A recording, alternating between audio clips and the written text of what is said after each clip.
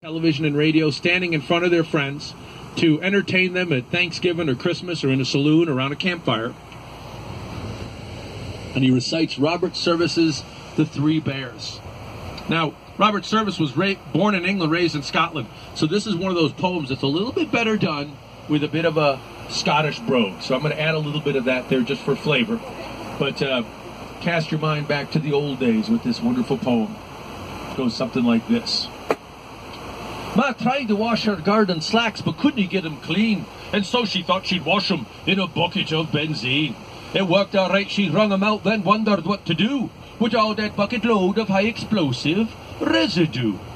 She knew that it was dangerous to scatter it around, for Grandpa liked to throw his lighted matches on the ground. She somehow didn't dare to pour it down the kitchen sink, but what the heck to do with it, poor Ma just couldn't think. Then nature seemed to provide a clue, as down the garden lot she spied an edifice that graced a solitary spot. The palace of necessity, the family joy and pride, enshrined and moored in glory vine, with graded seats inside. Just like the cabin Goldilocks found occupied by three, but in this case B-E-A-R was spelt B-A-R-E. A tiny seat for baby bear, a medium for Ma, and a full-size section sacred to the bear of Grandpapa. Well, Ma just couldn't wait to get that worry off her mind, and hefting up that bucket so combustibly inclined, she hurried down the garden to that refuge so discreet, and she poured that liquid menace safely through the center seat. Well, next morning when old Grandpa arose, he fixed a hearty meal. He sniffed the air and said, "By gosh, how full of beans I feel. Darned if I ain't fit as paint, my joy would be complete with just a quiet session on the usual morning seat. To smoke me pipe and meditate and maybe write a poem, for that's the time when bits of rhyme get jigging in my dome."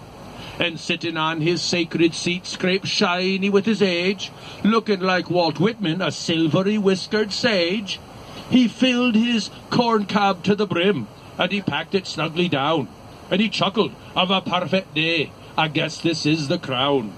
He lit his weed, it filled his need, it was so soft and sweet, and then he dropped that lighted match clean through the center seat. Well, his young granddaughter Rosaline cried from the kitchen door, "Oh, Ma, come quick, there's something wrong, I hear a dreadful roar. Oh, Ma, I seen a wall of flame, it's raising higher and higher. Oh, Mommy dear, I gravely fear our comfort cot's caught fire." Well, poor Ma was thrilled with horror at those words of Rosaline. She thought of Grandpa's matches and that bucket of benzene. So down the garden, geared on high, she ran with all her power, for regular was Grandpa, and she knew it was his hour.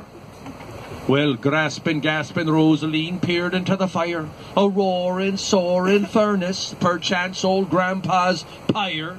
And as the twain expressed their pain, they heard a mighty cheer. Behold the old rapscallion, squatted in the duck pond near.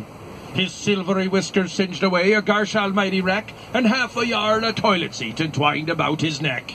He said, "Hey folks, did you hear the big blowout I made? I hope the two of you was not too much afraid. But now I best be crawling out of this dog-gasted wet, 'cause what I aim to figure out is what the heck I ate." Thank you. Old poem.